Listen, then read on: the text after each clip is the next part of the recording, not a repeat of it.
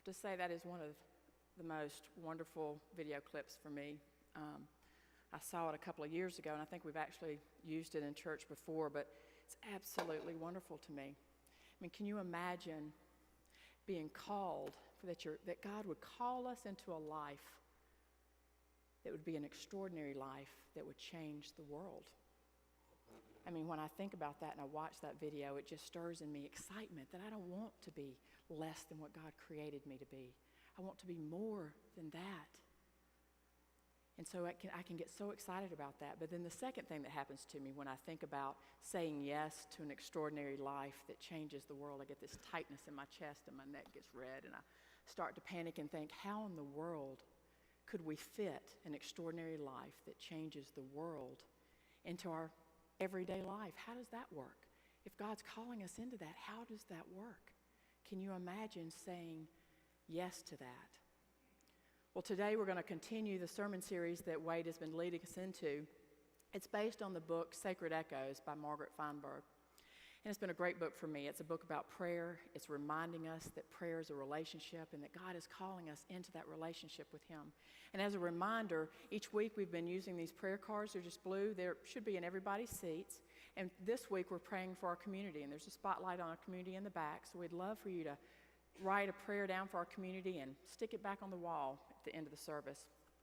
But this book has been great. It's about being relational with God and listening for God's voice and His echoes in our lives and how He speaks to us and how important it is to hear His voice. But this week's topic is surrender. And I don't know about you guys, but I've heard that word all my life, surrender. But I've never really understood what it meant. It's a big, heavy word to me.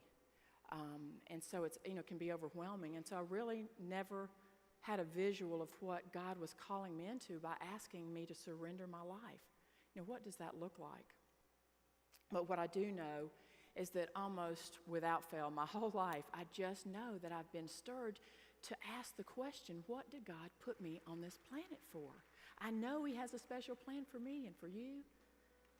And literally at 13 years old, I remember asking myself that question, and it's stirring in my heart and just wondering what it was that He was calling me into, and I'm almost 49 years old. And for a type A personality, it can push me over the edge to not have this figured out yet.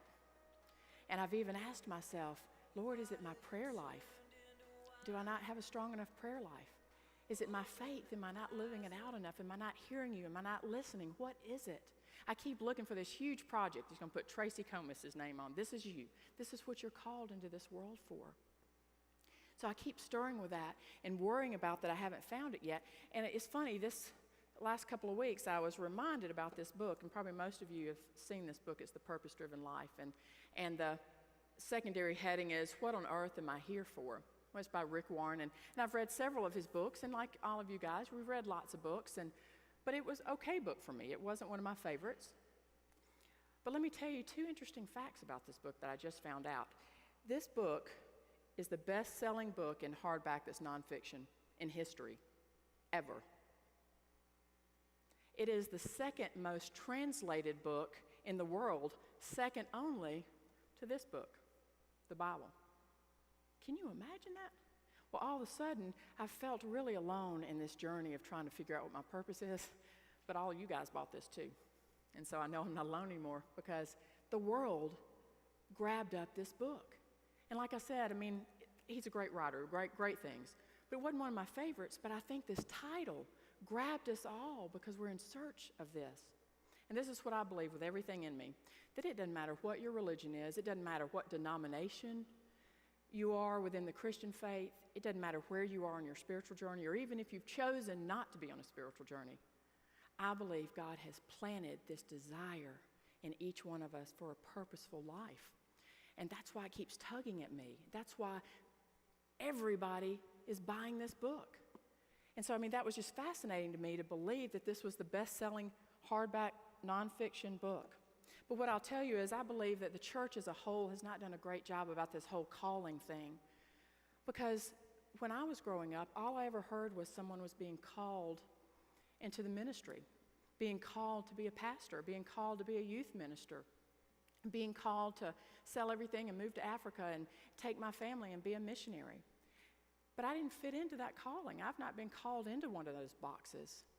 So what happens to all of us, the lay people? What is our calling? So for me, most of the time, it's just been, I guess I don't really have a calling, but I kept feeling that tug. So it's a little frustrating that there wasn't a place for us as lay people. But Wade has been different about that. Now, he's serious about each one of us figuring out what our calling is in our lives. He's serious about that. And it's reflected in our mission statement as a church. For those of you that are regulars here, I'm sure know our mission statement, but it's to strengthen families by making and growing highly committed disciples of Jesus Christ for the transformation of the world. Sounds familiar? Extraordinary life that transforms the world. That's our mission as a church, to make and grow highly committed disciples of Jesus Christ for the transformation of the world. But my mission and your mission is to become a highly committed disciple of Jesus Christ that transforms the world. So what does that look like? So, Wade is really good about trying to personalize that for us. But what I'll tell you, even though as I've been going through this journey, trying to figure this all out for myself and trying to be prayerful about it and being on this journey, I still keep having these dreams and thoughts of that proverbial bus running me over and me standing in front of God. And I know he'll pat me on the shoulder and he'll say, "You sweet child, I know you tried. You tried to be in relationship with me. You tried to do your devotion daily. You tried to be prayerful. You tried to do the right things, and you messed up a whole lot." But what I really want to hear is that he looks at me and says, "Welcome, my good and faithful servant." But this is what he's going to say to me. And this isn't, I'm afraid that he's going to say this. This is what he would say to me, so you know this in case I go out today and something happens to me. He's going to look me straight in the eye, and he's going to say, "I love you because you're a child of mine. But I had a plan for you. I had a purpose for you. And you could have had so much more. You could have had an extraordinary life that changed the world. But you just didn't hear me. Or you didn't listen. And worse, you heard me and said no multiple times. I can list those things out. But I so desire to hear those words of good and faithful servant. So how do I get there from here of where I am? So what I can tell you is that it was interesting. Gosh, it's been several years ago, but it was before Wade got here. We had Keith Elders, our pastor, and he was sharing a sermon with us, and he shared a story within that sermon that has stuck with me. It was just a great visual for me. And it was about his summers as a small child. And he'd had 7 or 8 really great buddies that would come over and play, and evidently they lived out maybe in the country with a really large piece of property, large trees, and had a screened porch. And he talked about this door, this screen door that would screech open and slam shut. And it drove his mother crazy. If y'all can imagine that, moms and dads, children running in and out of the house and the door screeching and slamming. And his mother would just scream, "Boys, stop slamming the door." Of course, it'd go right over their heads and they'd run out and keep playing in the yard. And Keith said as he looked back over that over the years, he realized about halfway through the summer, they never got better at the door slamming. But she stopped yelling. And he always wondered why that was the case. It was kind of like a mom that has that 2-year-old tugging on him, "Mama, mama, mama, mama." And the mom realizes she's got so much to do, so she learns to no longer hear that, right? She's just busy. She keeps doing what she's got to do. Well, that was like Keith's mom. She just got to the point where she no longer heard it. She desensitized herself to it. And what Keith correlated for us in that story was that's like what happens to us. God is always knocking on the door of our hearts. Always.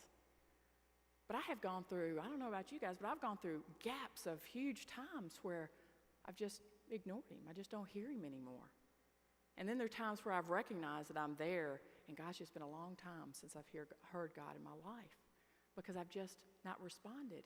You ignore it long enough, you no longer hear it. But he is always knocking at that door. This journey, like I said, really over the last 6 or 7 years, I have been on a mission because I know I'm creeping up on that 50. And dadgummit, I don't get to 50 without knowing what God is intending for me. So I've just been focused for the last 6 or 7 years, and that's sad to say it's taken that long. But what I'll tell you is God is so sweet in the way he does things. He has just been weaving together these amazing experiences in my life to give me an idea in this fabric of my life of where He's calling me into. And what I realize is He's not calling me into a life in this huge project with Tracy Comus's name on it. He's calling me into a life where His name is on my life. And I believe that for all of us. So that's why I want to share with you the 5 things that have been really stirring in me that God has echoed in my life through prayer, through people in this room, through just studying God's Word, where I just keep hearing the same echoes over and over again. And the first thing is simply that He keeps knocking. Even though I ignore Him, He keeps saying, Tracy, you have a purposeful life. I have a plan for you. And He keeps giving me that desire. But like I said, I've gone through many gaps in my life where I haven't felt that because I just do something else, get busy on other activities. But I know it's Him because He just continues to knock on my heart. The second thing, which I said earlier that Lana Johnson will love that I say, amen, that's right, amen, sister. The second thing is that I learned that small groups can be life-altering. So if you're not in a small group, go find one. Because a couple of years ago, I was in Jeff Bramer's class, actually, and we were doing a study. It was an Advent study, and I can't remember what the name of the study was, but we were on a chapter, and the question of the chapter was, if you could have anything, what would you ask for Christmas? And the author's response to that was, I would ask for the good sense to do a couple of things. To put first things first, to show grace and love to all people, and to see God in it all. And I remember I couldn't even concentrate on the rest of the lesson because I thought immediately, what rang true to me was, God, are you telling me it could be that simple? I am looking for some huge project that I've got to drop my life and run toward, and you're talking about it could be that simple. 3 little things. To put first things first, to show grace and love to all people, and to see Him in it all. Could it be as simple as that? So when I got home that day, one thing I always do at least once a year, but I felt called to do that day, was read the red words. So I don't know how many of you guys have a Bible that has, the red words, where Jesus' words are in red. But I have found something very mystical almost about the red words. You cannot read those and manipulate them for your own purpose. I've tried to twist them and make them work for me, and they just don't. They are just clear cut, they're straight, they're truth. And it is just empowering. So I would suggest if anybody wanted to do that, to jump into it, to just read the red words. Don't read anything that's black, just read the red words. And so that's what I did that day, and went from started in Matthew and went through all the Gospels, and 2 verses stood out to me. And the first starts in, in Matthew 22. And the section is called the Greatest Commandment. It says, when the Pharisees heard that He had silenced the Sadducees, they gathered together, and one of them, a lawyer, asked Him a question to test Him. Teacher, what commandment in the law is the greatest? And He said to him, you shall love, let me stop here. These are the red words.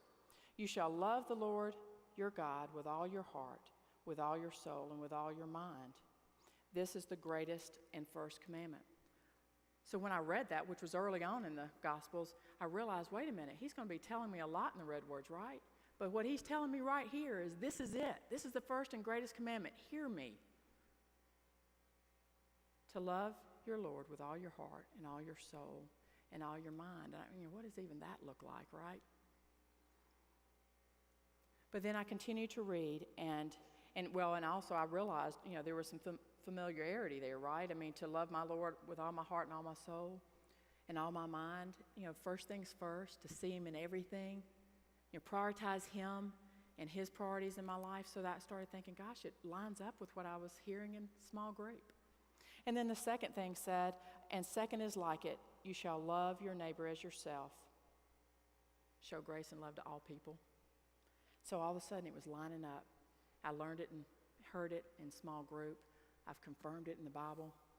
And it ends on this. And on these two commandments hang the law and the prophets, all of them. Pretty amazing, huh? Of everything in the Bible, He's saying these are the two. To love your Lord with all your heart, with all your soul, and all your mind, and love your neighbor as yourself. The other verse that really stuck out for me was John 10:10. And it's the reason that video clip means so much to me. Jesus said in John 10:10, the thief comes only to destroy and kill. The thief comes only to steal and kill and destroy. I came that they may have life and have it abundantly. So what is abundant life? What is extraordinary life? Well, I have to assume that those are connected. If he's saying, I came so that each one of us could have an abundant life, it has to be connected to the two commandments that he says are the most important. To love our God with all our heart and all our soul and all our mind, and to love our neighbor as ourselves.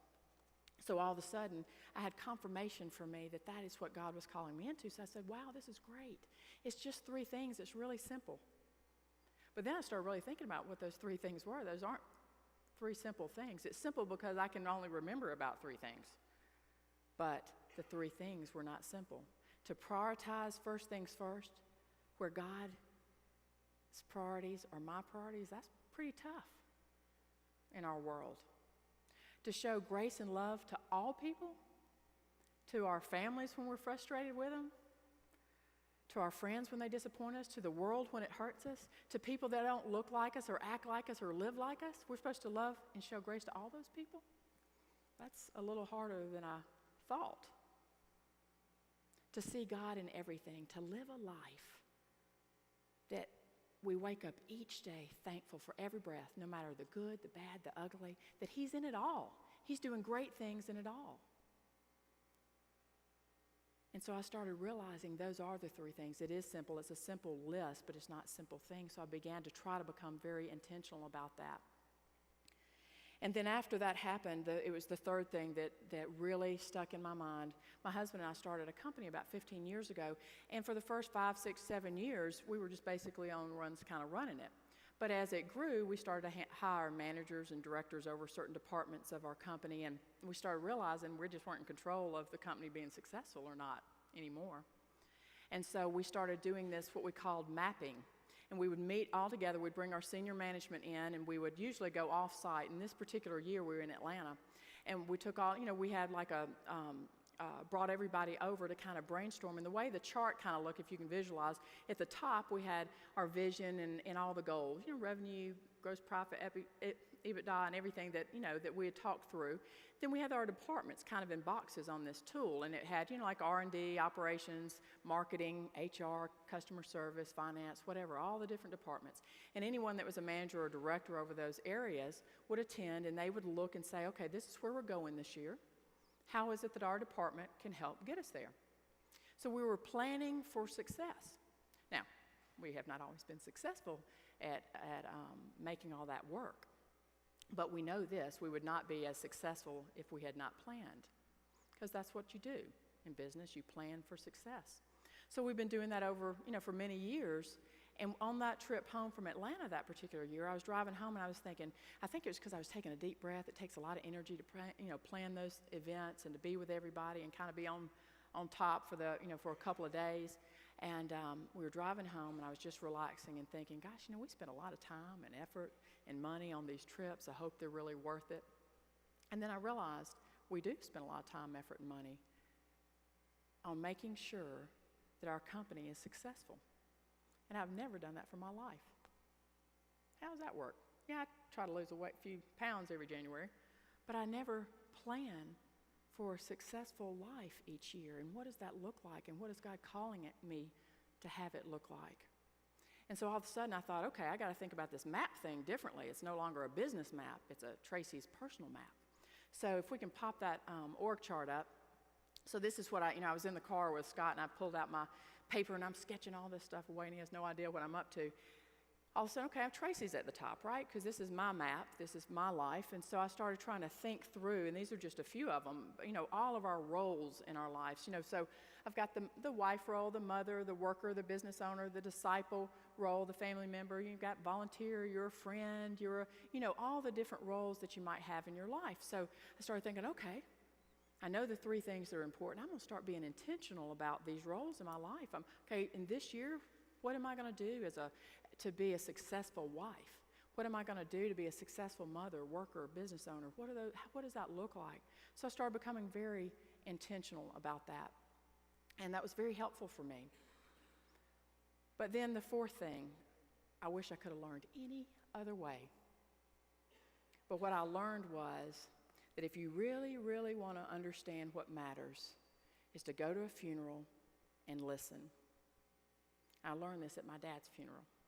And dadgummit, I'll tell you, the man meant everything to me. And I will make sure I learn this lesson because it took him passing away for me to learn it. But what happened on that day, we had a celebration of life. We were so blessed to have hundreds of people just filing in and sharing with us wonderful stories about my dad.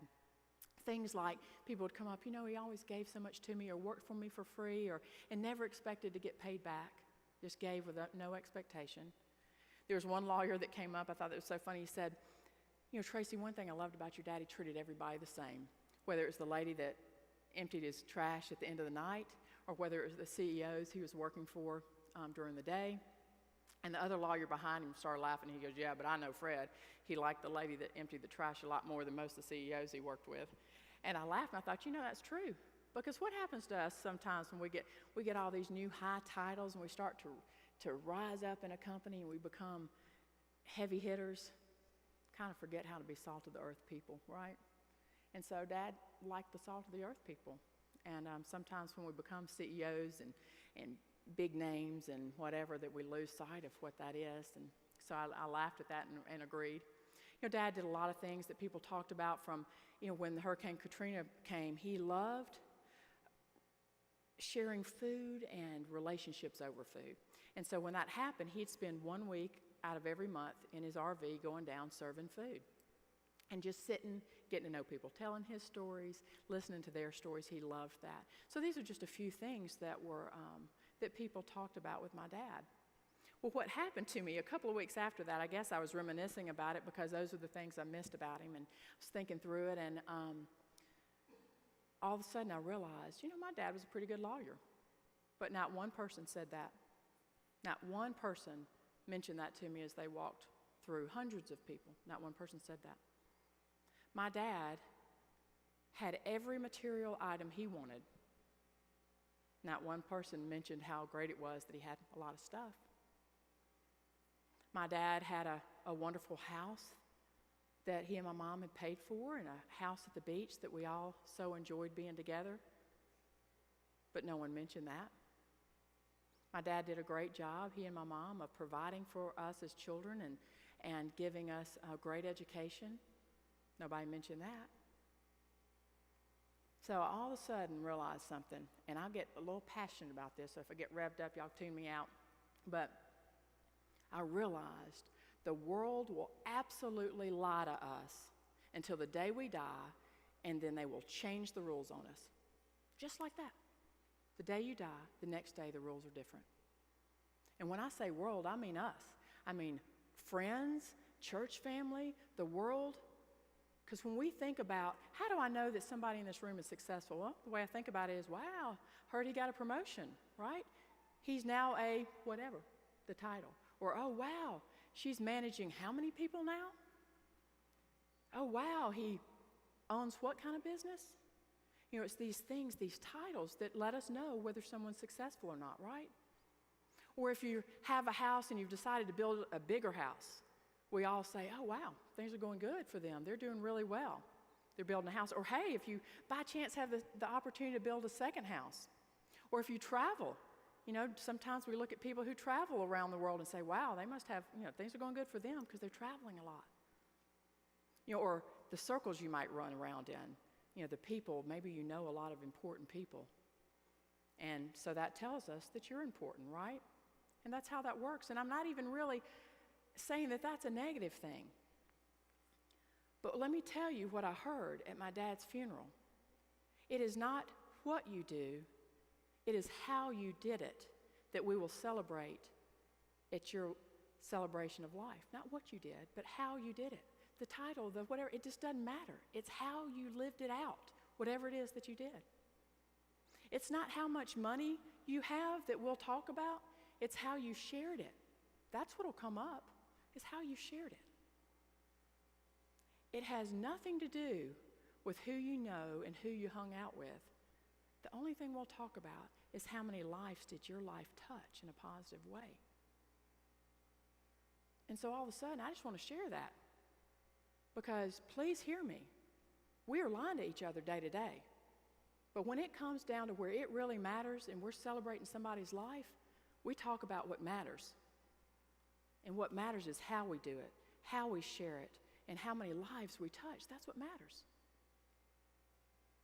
So that was an important thing for me that I learned. And so all of a sudden I'm thinking, goodness, how do I make this reflect in my life? And I started thinking about my dad, and I realized I'm hoping that Dad was available to watch his celebration of life, because I know it would have touched his heart. But I think if he would have seen that, he would tell me this and tell you this. He had a great life. He'd tell you that. But I think he'd tell us, didn't have an extraordinary life, because this is the deal. All that stuff people were saying about me, all the good stuff, that was the stuff I was happiest doing. That was the stuff I found such great joy in. And gosh, I wish I'd been more intentional about that and done it more. Because when I look and think about it, all the things that they talked about, he was so happy when he was doing those things. So wouldn't we all want to do a little bit more of the things that give us great joy? So I think he'd tell each one of us today, let's be more intentional about that. So all of a sudden I'm thinking about my org chart again. And it's the last thing, the fifth thing. How do I balance that? How do you guys balance that? How are we going to work this out? How are we going to live an extraordinary life that changes the world? And so I began thinking about, okay, the way Scott and I, my husband and I, have always talked about how do we stay balanced? Well, this is how it works for us. We've just always thought, well, if no one box rotates to the top and stays there too long, you're balanced. That makes sense. You're kind of rotating it around. So again, we look at the second chart I have for us. So all of a sudden, workers at the top. So this week, just say I've got a big project going on at work, so I have to work a ton of hours. So it's okay, it's just for 5 days, and I put a lot of work in, and I don't get to do much of anything else, but I'm, working. So then maybe the next week, the chart looks like this. I throw mother up there because, I didn't get to see my kids much because I was working so much last week, so I'm going to rotate the kids to the top this week. And y'all are probably going to be shocked by this, because I'm sure y'all don't do this. But you see that disciple God box? I never panicked that, oh my goodness, I've had so much going on with work and family and friends. The God box hadn't been at the top in a while. I need to put it up there for the next couple of weeks. I've never done that. And then the second most hilarious thing I realized, I have put God in a box. And not only have I put God in a box, I've put him at the second tier management level. The God of the universe is at second tier management level in my life. Now, how can that be right? So all of a sudden, I humbled myself and decided that maybe I needed to step down and offer God the CEO position. So then my chart looked different. So here's that. So all of a sudden, let's think about what this looks like. Instead of God being in his own box over here, if he begins to filter into everything I do every day, things look different. And I'm telling you, the world changes if we each commit to this. Think about it from a standpoint of being a mom. I had written all these things I need to do with my kids this year, and da-da-da-da-da. But if I'm really thinking about, because God's at the top, showing my kids unconditional love and sharing my faith with them multiple times during a week, I'm a success. Because guess what? If I get hit by that bus today, you guys are not going to celebrate that I got them to 10 activities and got them all signed up and I got the laundry done. You guys just aren't going to celebrate that about me. But if I can pull off sharing my faith and building two great people that are going to change this world, I've changed the world. And I've gotten great joy out of that. And then you look at things like, even from a wife. Wade has preached so many times about our relationships with our spouses, and he's used a word that has stuck with me, lavishing our love on our spouse and our husbands and our wives. No matter what situation you're in, we all go up and down, right? Sometimes, some of you maybe 50% of us are struggling right now, and 50% of us are pretty happy right now. But no matter where, because guess what? God lavishes his love on me, even when I'm doing great things for him and when I'm totally ignoring him. So what if I chose to lavish my love on my husband no matter where we were in our relationship? Or how about business owner? All of a sudden, revenue and gross margin, all that, it matters. Of course it matters. But vision, am I going to let God have the vision of our company You know what? I think if I do that, everything else kind of works out. So all of a sudden, this is a very different life map than I started with. So it's just been a blessing that God has just started connecting all of these things together for me to have an understanding. The interesting thing was Wade asked me to share today because he was going to be out of town. I was like, oh gosh, Wade, let me flip through the book. What topic is it? I want to make sure it's something I feel comfortable with. And it was surrender. And I was like, what does surrender mean? What does that look like? This is what it looks like. When we allow God to be a part of every part of our lives, we give it to him all, because he is not calling me for a big project with my name on it. Again, he is calling me into a life where he's at the top, where his name is on my life. So let me ask that question again. Would you be willing to say yes to an extraordinary life that changes the world simply by you surrendering your life to God? Let's bow our heads, please. Dear gracious Heavenly Father, I'm just so thankful at your patience that if it takes 50 or 60 or 80 years for me to hear you and respond, Lord, that you are loving me through it. And Lord, I know there are others that feel the same way, that we are just searching and wondering what you put us on this planet for. And Lord, I just pray that you open our hearts to begin to see your plans for us, a plan to have an extraordinary, abundant life that changes the world. Lord, thank you for that opportunity. In Christ's name I pray.